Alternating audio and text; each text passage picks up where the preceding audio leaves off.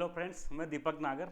हम इस चैनल पर बात करते हैं, आप सबका पता है जैसे कि इकोनॉमिक्स के जो इम्पोर्टेंट करंट अफेयर्स के बारे में होता है ना, वो ज़्यादा हम बात करते हैं और स्पेशली भी वो टॉपिक के बारे में बात करते हैं जिसमें एक्सप्लेन वाली कोई बात हो। सिंपल फैक्चुअल बात को मैं ज़्यादा उस पर ध्यान नहीं देता, आप लोग उसको आराम से अपने न्यूज़पेपर में पढ़ सकते हो, लेकिन जब समझाने की बात है वहाँ पर ज़्यादा आप लोगों को ध्यान देना चाहिए। तो दोस्तों, आज हम बात करेंगे एक ऐसी घटना पर जिससे आज के टाइम पर क्या हो रखा है, पूरी दुनिया में भूचाल आया हुआ है। भूचाल क्यों आया हुआ है, उसकी से बड़ी बात है कि सिलिकॉन वैली बैंक है। क्या है दोस्तों? सिलिकॉन वैली बैंक है एक। वो क्या हो गया, वो कोलाप्स हो गया। कोलाप्स का मतलब सिंपल दिवालिया हो गया, बंद हो गया। तो ऐसा क्या हुआ दोस्तों कि सिलिकॉन वैली बैंक को बंद करना पड़ा? सबसे पहले तो हम इसकी हिस्ट्री के बारे में जानने पड़ेंगे। कहाँ का बैंक है, क्या है, क्या इसका इंपॉर्टेंस है। ऐसा क्या बात होगी जो कि एक अमेरिका का बैंक दिवालिया हो गया तो हम यहाँ इंडिया में पढ़ रहे हैं?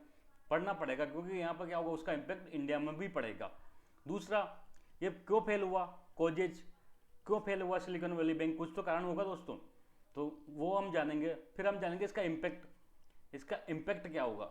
इम्पैक्ट दो तरह से देखेंगे। सबसे पहले तो ग्लोबली देखेंगे। एक तो जाहिर सी बात है, अमेरिकन बैंक है तो अमेरिका में तो प्रभाव पड़ेगा ही पड़ेगा। साथ में इसका क्या कुछ इंडिया पर भी इम्पैक्ट पड़ेगा क्या, ये भी हम यहाँ पर जानेंगे। तो सबसे पहले दोस्तों, मैं बैंकिंग के बारे में एक हल्का सा 1 मिनट में बता देता हूँ आपको। कोई भी बैंक होता है वो दो काम करता है। कोई भी बैंक होता है ना, बैंकिंग कहते हैं उसको है जिसको दो काम करता है। एक तो ये क्या करता है, डिपॉजिट लेता है पब्लिक से, और क्या करता है दूसरा ये बोरो लैंडिंग करता है, उधार देता है लोगों को। लैंडिंग भी करता है या कुछ मात्रा में क्या करता है, इन्वेस्टमेंट भी करता है, निवेश भी करता है। बैंक देखा होगा कई जगह निवेश करते हैं, कई कंपनियों के शेयर खरीद लेते हैं, और भी कई चीज़ों में बैंक निवेश करते हैं, बॉन्ड वगैरह में भी निवेश करते हैं। तो बेसिकली बैंक के दो ही काम होते हैं, एक तो लैंडिंग करना, एक इन्वेस्टमेंट करना। अब आप कहोगे बैंक सर, बैंक कब से इन्वेस्टमेंट करने लग गए? तो ये एसएलआर क्या होता है बताओ? स्टेचुटरी लिक्विडिटी रेशियो जो होता है उसमें क्या होता है, एक तरह से बैंक क्या कर रहा है, गवर्नमेंट सिक्योरिटी में निवेश कर रहा है। तो बैंक उधार भी देता है, बैंक साथ में कई जगह निवेश करता है। अब देखो क्या होता है ना, बैंकिंग के एक जो उसके अंदर से एक कमी है।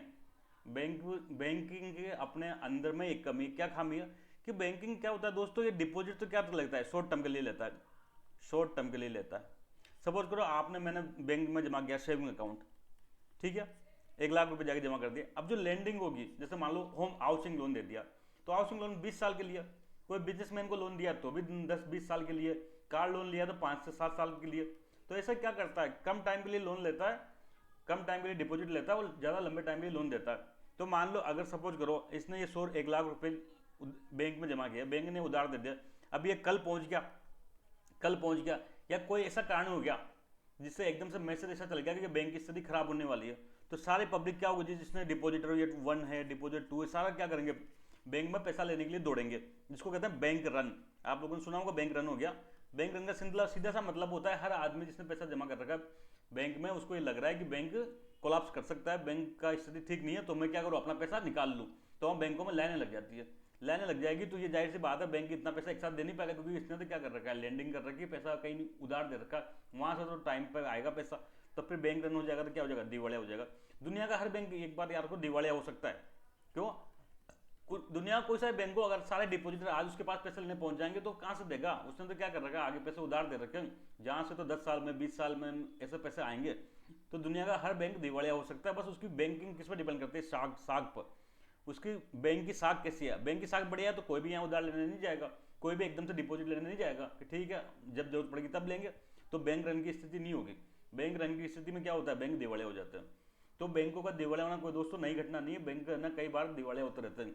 जो सबसे लेटेस्ट बड़ी घटना हुई थी दुनिया के इतिहास में, आप लोगों को सबको अगर थोड़ी भी इकोनॉमिक हिस्ट्री पता होगी, तो 2008 में क्या होता, 2007-8 में पूरी दुनिया में मंदी आई थी दोस्तों। ग्लोबल फाइनेंशियल क्राइसिस कहते हैं इसको। ये शब्द आप लोगों में से कईयों ने पढ़ा होगा, याद भी होगा।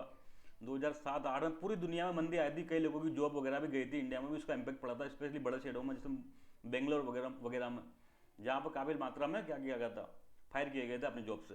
तो ये ग्लोबल फाइनेंस क्राइसिस शुरुआती दोस्तों ऐसे ही हुई थी। एक बैंक था अमेरिका का सबसे बड़ा, अमेरिका का बैंक था सबसे बड़ा, बहुत बड़ा बैंक था, लगभग शायद उस टाइम अमेरिका का थर्ड लार्जेस्ट बैंक था, लेमन ब्रदर्स। ये लेमन ब्रदर क्या हुआ, किसी कारण से क्या हुआ, किन्हीं कारणों से डूब गया। तो जाहिर सी बात सर, अब आप लोगों के साथ एक बैंक डूबने से पूरी दुनिया में ऐसा कौन सा तूफान आ गया कि पूरी दुनिया की स्थिति खराब होगी? तो दोस्तों एक बैंक क्या होता है, बैंक एक बैंक से बहुत प्रभाव पड़ता है। कैसा? ये एक बैंक है, अब इसने जिसने भी डिपॉजिट किया उन सब पे मंदी आएगी, आएगी नहीं आएगी। मान लो इन्फोसिस का खाता इस बैंक में था, तो इन्फोसिस का पैसा डूबेगा तो वहाँ स्थिति खराब होगी। इस बैंक में कई लोगों ने क्या कर रखे, शेयर खरीद रखे थे, निवेश कर रखा था। जैसे इंडियन का आईसीआई बैंक था, उसने भी क्या कर रखा था, लेमन ब्रदर में निवेश कर रखा था कुछ राशि। तो क्या हुआ था उस टाइम में ना, ऐसा चर्चा भी आ गई थी, न्यूज में आ गई थी कि आईसीआई बैंक की भी स्थिति खराब होने वाली, क्योंकि आईसीआई बैंक ने पैसा लगा रखा है लेमन ब्रदर में। और लेमन ब्रदर डूबेगा तो आईसीआई बैंक का भी पैसा डूबेगा, तो आईसीआई बैंक की स्थिति भी खराब होने लग गई थी। ऐसा एक मैसेज सर्कुलेट होने लगा था देश में। बाद में रिजर्व बैंक ऑफ इंडिया ने क्लैरिफाई किया कि भाई आईसीआई बैंक का जो लेमन ब्रदर में है ना पैसा है, बहुत मामूली सी रकम है, ऐसी कोई खास बात नहीं है। तब जाके आईसीआई बैंक की स्थिति वापस ठीक हो गई थी। तो ऐसे एक बैंक से क्या होता है, काफ़ी ज़्यादा स्थिति खराब हो जाती है। फिर एक बैंक डूबा, दूसरा बैंक डूबता है, उसके साथ साथ ऐसे कई सारी चीज़ें फिर वो मल्टीप्लायर हो जाता है। तो दोस्तों ये 2008 की बात थी मोटा मोटी। 2008 के बाद अब क्या हुआ, अब आज की बात में मैं बताता हूँ। 2008 के बाद पहली बार, मतलब पहली बार तो नहीं, पहली मतलब इतने बड़े लेवल पर एक बैंक है सिलिकॉन वैली बैंक। ये अभी क्या हो गया, ये कोलैप्स कर गया, मतलब ये दिवालिया हो गया सिलिकॉन वैली बैंक। 10 मार्च 2023 को जो वहाँ की अमेरिका की लोकल अथॉरिटीज है, जो बैंक वगैरह हैं, सेंट्रल बैंक वगैरह हैं, उन्होंने इसको क्या कर दिया, इसको क्लोज कर दिया दोस्तों। क्यों, क्या हुआ, इस बैंक में क्या हो गया था, बैंक रन हो गया था, बैंक रन की स्थिति पैदा हो गई थी, इसलिए इस बैंक को बंद कर दिया गया। तो ऐसा क्यों हुआ, सबसे पहले हम ये जानेंगे। और ये सिलिकॉन वैली बैंक इतना इंपॉर्टेंट क्यों है। तो दोस्तों सिलिकॉन वैली जैसे कि अमेरिका है, ये अमेरिका है, अमेरिका में एक स्टेट है, आप सब लोगों ने सुना होगा कैलिफोर्निया। कैलिफोर्निया, ये कैलिफोर्निया किस लिए फेमस है, कैलिफोर्निया का एक एरिया है जिसको बेसिकली क्या कहते हैं, सिलिकॉन वैली कहते हैं। सिलिकॉन वैली कहते हैं क्योंकि यहाँ पर टेक्नोलॉजी का बहुत भारी मात्रा में काम होता है। जैसे इंडियन सिलिकॉन वैली किसको कहते हैं, अगर आप लोगों ने पढ़ा होगा तो इंडियन सिलिकॉन वैली कहते हैं बेंगलोर में। बेंगलोर में कितने बड़ी मात्रा में प्राइवेट कंपनीज है, सॉफ्टवेयर कंपनीज वगैरह हैं। तो उनमें जो सॉफ्टवेयर कंप्यूटर वगैरह में सबसे मेन चीज़ क्या होती है, सिलिकॉन चिप होती है ना, सिलिकॉन चिप होती है इस्तेमाल लैपटॉप में, मोबाइल में, इनमें सब में मुख्य पार्ट क्या होता है, सिलिकॉन चिप होता है। तो इस एरिया को सिलिकॉन वैली कहते हैं। तो यहाँ पर एक बेस्ट बैंक था सिलिकॉन वैली बैंक, जो यूएसए का 16वां, यूएसए का क्या 16th लार्जेस्ट बैंक था, 16th लार्जेस्ट बैंक था। और इसका हेडक्वार्टर यहीं कैलिफोर्निया में था, कैलिफोर्निया बेस्ड बैंक था ये। और ये क्या करता था, बड़ी मात्रा में जो नई नई कंपनियां लग रही हैं, नई नई टेक्नोलॉजी कंपनियां लग रही हैं, उनको ऐसे स्टार्टअप को लेंडिंग किया करता था। ऐसे स्टार्टअप को किया करता था, लेंडिंग किया करता था। स्टार्टअप आप लोग जानते होंगे, जो कोई भी नई टेक्नोलॉजी क्षेत्र में कोई नया निवेश करता है या नया प्रोजेक्ट लगाता है, नई कंपनी शुरू करता है, उसको स्टार्टअप कहते हैं दोस्तों। तो ये क्या करता था, जो कैलिफोर्निया के आसपास के एरिया में जितने भी नई कंपनीज वगैरह जो टेक्नोलॉजी के क्षेत्र में आगे बढ़ना चाहते थे, ऐसी कंपनियों में ये निवेश करता था बड़ी मात्रा में। आप लोगों को ये बात जान के खुशी होगी कि भारत में भी कई सारी जो स्टार्टअप है ना, उनमें शुरुआत में सिलिकॉन वैली बैंक ने निवेश किया हुआ है। Once upon a time Paytm bank था ना, पेटीएम पेमेंट बैंक है आज की डेट में, पहले क्या था डिजिटल वॉलेट हुआ करता था ये। तो इसमें भी शुरुआत में इस सिलिकॉन वैली बैंक में ने निवेश किया था। अब हालांकि इसका निवेश नहीं है। कल मैं इसका पेटीएम के जो सीईओ हैं इनकी स्पीच सुन रहा था, तो उन्होंने कहा कि हाँ एक बात ये सही है कि एक ज़माने में इन्होंने हम पैसा लगाया था, लेकिन आज की डेट में इनका कोई पैसा नहीं है, इन्होंने जो पैसा लगाया था बाद में किसी और कंपनी को बेच के निकल गया यहाँ से। तो इसलिए सिलिकॉन वैली इंपॉर्टेंट बैंक है दोस्तों।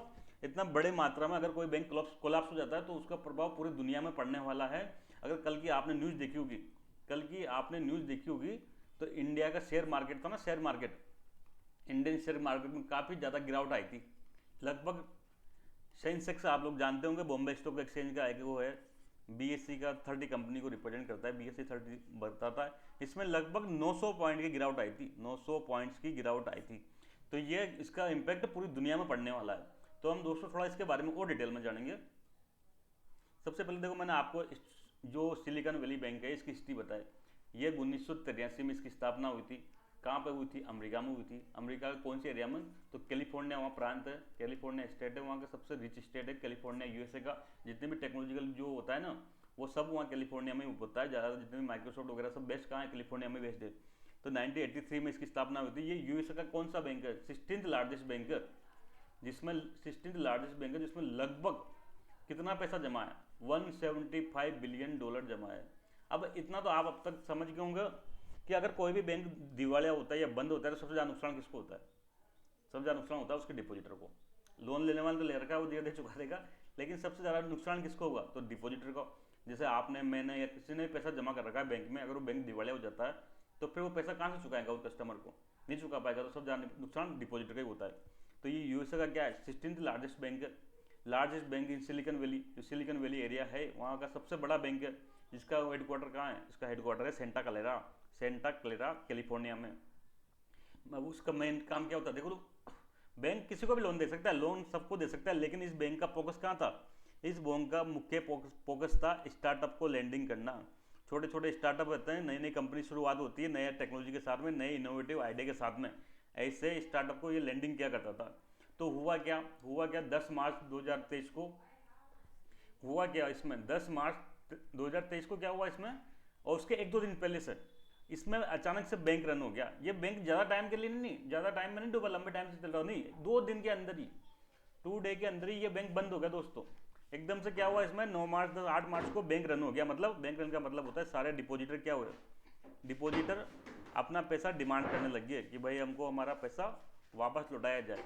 वापस लौटाएगा तो बैंक के पास पैसा नहीं रहेगा, बैंक के पास पैसा नहीं होगा तो बैंक क्या हो जाएगा, दिवालिया हो जाएगा, दिवालिया हो जाएगा। तो यही इस बैंक के साथ हुआ, इस बैंक को वहाँ की सरकार ने बंद कर दिया गया।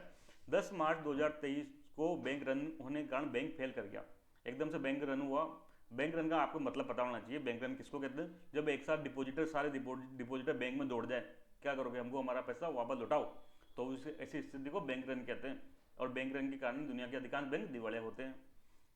2000 की जो 8 में ग्लोबल फाइनेंशियल क्राइसिस आई थी, उसके बाद का ये सबसे बड़ा मतलब लार्जेस्ट बैंक है जो दिवालिया हुआ है, सबसे लार्जेस्ट बैंक है। अब ये बैंक दिवालिया हुआ तो अपने साथ कई औरों को भी धीरे धीरे लेके डूबेगा। लगभग इसमें कितने डिपॉजिट हैं, $175 बिलियन डिपॉजिट है। तो इतना सारा पैसा अब क्या हो गया, जिन डिपॉजिटर ने वहाँ पैसा जमा किया था वो वहाँ पे उनका पैसा अटक गया वो बैंक में। तो फिर अब कुछ सरकार कुछ करेगी क्या, तो हम देखते हैं क्या करेगी। अब देखो क्या होता है, ये कोई बैंक होता है, ये होता है क्या कहते हैं बैंक, बैंक में पैसा डिपॉजिट होता है, ठीक है, और फिर ये लेंडिंग करता है। किसी कारणों से मान लो सपोज करो बैंक कोलैप्स कर जाता है, तो एक फैसिलिटी अवेलेबल रहती है, वो रहती है कि जो आपका डिपॉजिट होता है दोस्तों ये इंश्योर्ड रहता है। कितना रहता है, इंश्योर्ड रहता है। इसको क्या करते हैं बैंक अपनी तरफ से बीमा कराता है। भारत में आप लोगों ने पढ़ा होगा ये काफ़ी, जब पीएमसी बैंक था ना, पंजाब में महाराष्ट्र कोऑपरेटिव बैंक, ये पीएमसी बैंक बंद हो गया था तब काफ़ी चर्चाओं में रहा था। तो रिजर्व बैंक के अंडर एक संस्था है इंडिया की, बताता हूँ, रिजर्व बैंक ऑफ इंडिया, उसके अंडर एक संस्था है deposit insurance and credit guarantee corporation, DICG, credit guarantee corporation. ये संस्था क्या करती है दोस्तों, बैंकों में जो जमा है ना उसको बीमा करती है, इंश्योर्ड करती है। कितने अमाउंट तक, 5 लाख तक, 5 लाख तक का ये बीमा प्रदान करती है। अब इसका मतलब समझ लो एक बार 5 लाख का, सपोज करो ये एक व्यक्ति है, ये दूसरा है, इसने बैंक में पैसा जमा कर रखा था 3 लाख रुपए, तो इसको बीमा कितने तक का था, 5 लाख का था। तो क्या इसको 5 लाख मिलेगा, नहीं मिलेगा, क्यों, इसका तो डिपॉजिट ही कितना था, 3 लाख था, तो इसको 3 लाख रुपये वापस वो ये DICG लौटा देगी। ऐसे ही क्या होगा, जो 2 नंबर के मान लो 10 लाख रुपए जमा किया है, तो 10 लाख रुपए जमा किया है तो अधिकतम कितना रुपए तक बीमा है, अधिकतम 5 लाख रुपए तक का बीमा है, तो इसको कितना मिलेगा, इसको 5 लाख ही मिलेगा। 5 लाख इसका क्या हो जाएगा, दिवालिया हो जाएगा। तो इस प्रकार से जो बड़े जिन्होंने ज़्यादा पैसा जमा कर रखा था उनका पैसा अटक जाएगा, 5 लाख तक का मिल जाएगा। तो ऐसे ही जो अमेरिका में है ना दोस्तों, वहाँ पे $2.5 लाख तक इंश्योर्ड होता है, $2.5 लाख तक इंश्योर्ड होता है। मतलब अगर आपका पैसा जमा है $2.5 लाख तक, तो वहाँ की वो जो संस्था होगी जो भी वहाँ की, जैसे इंडिया में DICG है, वो उस पैसे को $2.5 लाख तक लौटा देगी। लेकिन सर 2.5 लाख से ज़्यादा किसी का पैसा जमा होगा तो 10 लाख भी होगा, तो डॉलर होगा, 20 लाख डॉलर होगा, हो सकता है 1 करोड़ डॉलर हो, कुछ भी हो सकती है अमाउंट। तो ऐसे लोगों को क्या होगा, तो ऐसे पैसे लोगों का पैसा अटक जाता है। जब वो बैंक की फिर नीलामी वगैरह होती है, बहुत सारी नोटंकी होती है, अगर वो नीलामी वगैरह में कुछ पैसा हाथ आता है तब फिर वो पैसे को लौटाया जाता है, नहीं तो वो समझ लो उस आदमी का पैसा डूब गया। तो जैसे इंडिया में भी, वहाँ पर USA में एक संस्था है FDIC, federal deposit insurance corporation. जैसे अपने क्या थी बताओ, deposit insurance and credit guarantee corporation थी ना, इसी की तर्ज पे वहाँ अमेरिका में एक संस्था है FDIC, ये $2.5 लाख तक का क्या करता है, इंश्योरेंस देता है। तो जिसकी पैसा $2.5 लाख तक था उनको तो वापस पैसा अपना ये संस्था दे देगी, लेकिन बाकी लोगों का पैसा का क्या होगा। तो लगे हाथ, एक कंसेप्ट और समझ लो दोस्तों, बेल आउट का। बेल आउट किसे कहते हैं, देखो क्या होता है ना, ये बैंक है, अब इसमें डिपॉजिटर का मान लो सपोज करो 1 करोड़ रुपये जमा थे, अब ये क्या होगा, दिवालिया हो गया। अब ये पैसा लौटा नहीं पाएगा 1 करोड़ रुपये। तो इस 1 करोड़ में से 5-5 लाख और छोटे अमाउंट वाले केवल 40 लाख ही रुपए थे, 40 लाख रुपए थे। तो अब ऐसी स्थिति में इस बैंक का क्या किया जाए? तो कई बार क्या होता है, गवर्नमेंट को लगता है कि यार इतना बड़ा बैंक दिवालिया हो जाएगा तो इतने तो लोग बेरोजगार हो जाएंगे जो वहाँ जॉब कर रहे हैं, साथ में क्या होगा, इस बैंक में जिसने निवेश कर रखे हैं वो भी दिवालिया हो जाएंगे और इतने बड़ी मात्रा में डिपॉजिटर का नुकसान होगा। तो ऐसी स्थिति में फिर क्या करते हैं, गवर्नमेंट आती है मार्केट में, गवर्नमेंट आती है, गवर्नमेंट इंटरफेयर करेगी। क्या करेंगे कि हम तुमको क्या करेंगे, हम तुमको पैसा देंगे। कहाँ से देंगे? बजट से। बजट से तुमको पैसा देंगे ताकि इस बैंक को बचाया जा सके, ये बैंक दिवालिया नहीं हो। मान लो इसका कुछ लॉस हो गया तो गवर्नमेंट क्या करेगी, पैसा दे देगी बजट से ताकि तुम चलते रहो। इस पूरी प्रक्रिया को क्या कहते हैं, इस पूरी प्रक्रिया को कहते हैं बेल आउट। बेल आउट का मतलब समझ गए? गवर्नमेंट किसी कंपनी को डूबने से बचाने के लिए उसमें कुछ पैसा निवेश करती है, उस पैसे को, उसको क्या कहते हैं, बेल आउट पैकेज कहते हैं। पर इस बेल आउट पैकेज का कौन विरोध करेगा? अब आप लोगों को मजा आ जाएगा कि सर बढ़िया काम है तो सरकार बेल आउट देके बैंक को बचा लेगी, लेकिन इसका दूसरा बिंदु सुनो, इसको में दुख किसका है? गवर्नमेंट ये पैसा कहाँ से लाएगी? बजट से। बजट का पैसा किसका होता है? टैक्स पेयर का। आपने मैंने टैक्स पेयर दिया, तो इस बैंक के नकारापन के कारण का खर्चा कौन झेलेगा? Tax payer झेलेगा। तो ये गलत बात है क्या? बैंक में जिसका बैंक है उसका वो जाने। ऐसा बैंक मालूम, सपोज करो इंडिया कोई बैंक दिवालिया हो जाता तो उसका वो जाने। हम आम आदमी जिसने कभी बैंक से कोई लेन देन ही नहीं है, वो क्यों उसका पैसा भुगतान करें? तो जो कॉमन मैन होता है ना, स्पेशली टैक्स पेयर, जो आदमी टैक्स दे रहा है सरकार को, वो इसका उस विरोध करता है कि ये बेल आउट गलत है, क्योंकि हमारे पैसे का इस्तेमाल करके आप दूसरे बैंक को बचा रहे हो, उसको हमको क्या लेन देन है उस बैंक से। तो इसलिए बेल आउट के दोनों कंसेप्ट होते हैं। तो अभी कल का अगर आपने स्पेच पढ़ा हो तो मैं देख रहा था कि यूएस का जो प्रेसिडेंट है ना, बिडेन साहब, US president Biden, Joe Biden, इन्होंने क्या कहा? इन्होंने कहा कि बेल आउट नहीं दिया जाएगा, बेल आउट नहीं दिया जाएगा। बेल आउट नहीं दिया जाएगा मतलब है सरकार इस बैंक को नहीं बचाएगी। सरकार इस बैंक को अगर डूब रहा है तो डूबने देगी, बाकी $2.5 लाख तक उनको पैसा मिल जाएगा, बाकी का सरकार इसमें कोई इंटरफेयर नहीं की। क्यों? क्योंकि हम टैक्स पेयर की मनी को वेस्ट नहीं होने देंगे। इसने यही कहा बिडेन साहब ने कि टैक्स मनी पेयर की जो बहुमूल्य मनी है ना, उसको हम वैसे बैंक बचाने में वेस्ट नहीं करेंगे। इनके साथ धोखा होगा ये टैक्स पेयर के साथ में। तो गवर्नमेंट ने बेल आउट मना कर दिया। तो दोस्तों हम ये जो टॉपिक पढ़ रहे हैं वो पढ़ रहे हैं सिलिकॉन बैंक, जो वैली बैंक है उसके दिवालियापन के बारे में हम जान रहे हैं, क्यों दिवालिया हुआ, क्या उसकी इतिहास था, और साथ में हम कुछ शब्द भी जान रहे हैं जो डिक्शनरी के जो बैंकिंग के शब्द है, जैसे कि मैंने बताया बेल आउट किसे कहते हैं। हालांकि मैं चल रहा हूँ इससे बच सकता था यहाँ बेल आउट बताए बिना, लेकिन आपको ये शब्द जानने चाहिए, बेल आउट क्या होता है, बैंक रन क्या होता है। कभी एग्जाम में पूछे भी जा सकते हैं और नहीं पूछे तब भी आप कभी मेंस में आंसर राइटिंग वगैरह में लिखो तो शब्द अच्छा लगता है।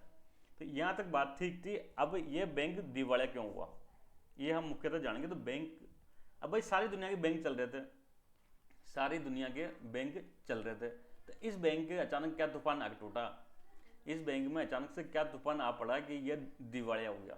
तो मैंने बताया था इस बैंक ने क्या किया था, एक तो डिपॉजिट लिया, और डिपॉजिट किसको, और लेंडिंग किया। लेंडिंग किसको किया? स्टार्टअप को। तो सर स्टार्टअप को लेंडिंग किया तो जाहिर सी बात है जिसको लेंडिंग करते हैं वही पैसा डिपॉजिट भी रखता है। यो नहीं मैं डिपॉजिट करूँ पैसा किसी और को उधार सामान्यतः ऐसा नहीं होता। जिस आदमी को जिस बैंक से लोन लेना रहता है ना, वो अपना बैंक अकाउंट भी उसी बैंक में खोलता है। और साथ में इसने क्या किया, कुछ निवेश किया। इसने निवेश किया था किसमें? गवर्नमेंट बॉन्ड में। बॉन्ड में इसने क्या किया, 5-6 साल पहले बड़ी भारी मात्रा में क्या किया था, बॉन्ड में निवेश किया था। और उस टाइम अमेरिका में इंटरेस्ट रेट बहुत कम थी, लगभग 1% से भी कम थी, 1% से भी कम। मतलब 100 रुपये निवेश करोगे तो आपको 1 साल बाद 101 रुपया मिलेगा। तो इतनी कम मात्रा में क्या था उस टाइम, इंटरेस्ट रेट थी। लेकिन अगर आप लोगों को पता होगा तो पिछले साल में 2 घटनाएं हुई जिसके कारण ये बैंक डूबा। सबसे पहला तो क्या हुआ कि आरबीआई जो वहाँ का फेडरल बैंक है, फेडरल बैंक ने क्या किया, अपनी इंटरेस्ट रेट काफ़ी ज़्यादा बढ़ा दी, लगभग 4% से भी ऊपर बढ़ा दी। इंटरेस्ट रेट काफ़ी ज़्यादा बढ़ा दी, तो लगभग 4% से भी ज़्यादा बढ़ा दी। तो अब वहाँ पे बॉन्ड में इंटरेस्ट रेट कितना है, लगभग 5% के आसपास है। और इसके पास जो ये बॉन्ड है उसकी इंटरेस्ट रेट 1% है। तो बताओ अब इस बॉन्ड की वैल्यू रहेगी क्या? कोई इस बॉन्ड को खरीदेगा क्या बाजार में? नहीं खरीदेगा। तो जब ये बेचने जाएगा तो कम दाम पर बिकेगा। तो जाहिर सी बात है इस बैंक को क्या होगा, लॉस होगा। जब इस बैंक ने बॉन्ड बेचेगा तो लॉस हो जाएगा। एक तो ये रीजन था। एक था कि वहाँ पे अमेरिका में क्या हो रहा है, अभी जो टेक्नोलॉजी कंपनियां ना, टेक्नोलॉजी बेस्ड कंपनी, इसमें क्या कर रहा है, इसकी स्थिति खराब है। इनकी क्या स्थिति खराब है, मंदी का इनमें स्थिति चल रही है। जब इन कंपनियों में मंदी चल रही है, कोई नया पैसा इनको नहीं मिल रहा, नया पैसा इनको नहीं मिल रहा, इनके पास में कोई नया पैसा नहीं आ रहा, तो ये क्या करेगी, जो पुराना पैसा था इस बैंक में, एसबी बैंक में इनका डिपॉजिट था, इस डिपॉजिट को लेने ये गई। क्या करने गई, डिपॉजिट को लेने जाएगी। तो इसके पास पैसा नहीं बचा, तो इसने क्या किया, ये बॉन्ड को बेचा। तो सस्ते में बिका। जब बॉन्ड बेचे उसने तो सस्ते में बेचे तो ये पूरी इस बात पर पूरी क्या हो गया, अमेरिका में या जो सिलिकॉन वैली के एरिया में यह मैसेज चल गया कि इस बैंक की स्थिति खराब है, इसके बाद पैसा ही नहीं है, इसको बॉन्ड बेचना पड़ रहा है पैसे के लिए, लोन देने के लिए, और बॉन्ड भी क्या नुकसान में बिक रहा है, तो नुकसान हो रहा है इस बैंक का। तो ऐसी स्थिति में क्या होगा, और लोग क्या करेंगे, डिपॉजिट लेने जाएंगे, और लोग बैंक डिपॉजिट लेने जाएंगे। तो वहाँ ऐसे देशों में ऐसी स्थिति में क्या होगा दोस्तों, जो मैंने आपको शुरू में बताया था, बैंक रन की स्थिति होगी। क्या होगी, बैंक रन की स्थिति होगी। और बैंक रन की स्थिति बैंक सामना नहीं कर पाया, और 10 मार्च 2023 को इस बैंक को बंद कर दिया गया। 10 मार्च 2023 को इस बैंक को बंद कर दिया गया। ये पूरी कहानी थी सिलिकॉन वैली बैंक की, कैसे ये कोलैप्स किया गया। 2 रीजन थे बेसिकली। एक तो टेक्नोलॉजी कंपनी के जो शेयरों में क्या हुआ, वहाँ गिरावट आई, उनको नया पैसा वहाँ मिल नहीं पा रहा था, नया पैसा नहीं मिल रहा था, उन्होंने जो पहले पैसा जमा किया होता जो सिलिकॉन वैली बैंक में, वो उनको मांगने पहुंचे, मांगने के पास इसके पास पैसा नहीं थे, इसने पास कुछ बॉन्ड थे गवर्नमेंट के, बॉन्ड बेचने गया तो बॉन्ड में तो अब क्या हो रहा है, इंटरेस्ट रेट बहुत ज़्यादा हाई थी, तो आदमी नया बॉन्ड लेगा ना, इसका बॉन्ड क्यों खरीदेगा तो सस्ते में खरीदेगा। तो जब सस्ते में बॉन्ड बेचेगा ये, तो इसका नुकसान हो जाएगा तो क्या मैसेज गया कि इसके बॉन्ड में की वैल्यू अब डाउन होगी, और इसके बाद पैसा ही नहीं बैंक के पास में। तो और लोग क्या किए, डिपॉजिट लेने पहुंच गए तो बैंक रन हो गया तो क्या हो जाएगा, पैसा नहीं दे पाया, तो वहाँ की सरकार ने इसको बंद कर दिया और कह दिया कि भाई 2.5 लाख रुपए डॉलर आप सब ले सकते हो, बाकी हम कोई जिम्मेदार नहीं है। YSVB collapse, bank for basically startup के लिए बैंक था, वहाँ की टेक कंपनी को क्या हो गया, हालत खराब हो गया, तो उससे क्या उन्होंने पैसा विड्रॉल करना प्रारंभ कर दिया। तभी इस बैंक में क्या कर रखा था, बॉन्ड खरीद रखे थे, बॉन्ड पे इसको कम इंटरेस्ट रेट पर खरीदे थे 1% पर, लेकिन अभी आज की डेट में कितनी थी, 4% थी। जो नया जारी कर रहा है 4% दे रहा है, वो इसको क्यों खरीदेगा तो कम दाम पर खरीदेगा। तो इसने क्या किया, सस्ते में बॉन्ड बेचा, जिस दिन इसने बॉन्ड बेचा ना, उसी दिन इसकी डूबना तय हो गया था। दोस्तों आप यकीन नहीं करोगे, 10 दिन पहले तक कोई सपने में भी नहीं सोच सकता था कि सिलिकॉन वैली बैंक दिवालिया हो जाएगा। लेकिन जैसे इसने बॉन्ड बेचे और बॉन्ड की वैल्यू जो इसने खरीदे थे उससे भी कम आई, तभी अचानक सब लोग सतर्क हो गए कि इसके पास तो अब दम नहीं है, इसके पास कोई पैसा नहीं है, तो और लोग उस पर क्या करेंगे, डिपॉजिट लेने जाएंगे। अब जो हमारा नेक्स्ट बिंदु है कि इसका इम्पैक्ट क्या होगा, इसका जो इम्पैक्ट है ना दोस्तों, इम्पैक्ट पूरी इकोनॉमी पर क्या होगा, सबसे पहले ग्लोबल की बात करें तो दोस्तों, जब कोई बैंक दिवालिया होता है, सबसे पहले क्या होगा, ये बैंक दिवालिया होगा तो नए स्टार्टअप को फंडिंग अब नहीं मिलेगी। अब कई सारे स्टार्टअप वहाँ खोलेंगे, तो जो नई स्टार्टअप को ये फंडिंग क्या करता था, नए निवेश होते थे, नए रिसर्च होती थी, वो फंडिंग अब बंद हो जाएगी। तो ऐसी स्थिति में क्या होगा, नया रिसर्च, नए निवेश, नया जो प्रोजेक्ट है वो लेके नहीं आ पाएगा, तो वहाँ का क्या होगा, धीरे धीरे मंदी का सामना पड़ेगा। दूसरा, इकोनॉमी में क्या हो सकता है, स्लो डाउन हो सकता है। एक बैंक मैंने बताया आपको, अकेला बैंक नहीं डूबता है, इस बैंक के कई जगह और निवेश होंगे, इस बैंक में कई और लोगों ने निवेश कर रखा होगा, तो ओवरऑल क्या होगा, ओवरऑल वहाँ की जो ग्लोबल इकोनॉमी है उसकी स्थिति में खराबी आने वाली है, आने वाले टाइम में। कितनी आने वाली है ये वहाँ के गवर्नमेंट पर डिपेंड करेगा। अब यूएसए की गवर्नमेंट कितना इंटरेस्ट लेती है इस बैंक को सेविंग करने में, क्या कुछ बेल आउट पैकेज लेके आएगी, बेल आउट तो क्या छोटा मोटा कोई और रिलीफ देगी इसको, किस प्रकार से इस बैंक को बचाएगी या फिर इसको डूबने देगी, ये उस पर डिपेंड करेगा। साथ ही साथ दोस्तों फिर ये इंडियन इकोनॉमी पर कुछ तो प्रभाव पड़ेगा, इसको कुछ तो प्रभाव पड़ेगा। जैसे कल की घटना है, कल क्या हुआ था, कल इंडिया का शेयर मार्केट लगभग 900 बिंदु में की गिरावट आएगी इसमें, जिससे क्या हुआ, निवेशकों को बड़ी मात्रा में पैसा का नुकसान पहुंचा। तो ये आने वाले टाइम में अभी तो कुछ विशेष देख नहीं पा रहे, आने वाले टाइम में और ज़्यादा क्लियर हो पाएगा कि इस बैंक के दिवालियापन का इंडिया में क्या प्रभाव पड़ेगा। हालांकि इंडियन का ज़्यादा निवेश नहीं है इस बैंक में, इसलिए इंडिया पे इसका इम्पैक्ट कमी पड़ने की संभावना है इंडिया पे। तो दोस्तों आज के लिए इतना ही, आगे हम मिलेंगे नेक्स्ट टॉपिक को लेके, तब तक के लिए थैंक यू, जय हिंद।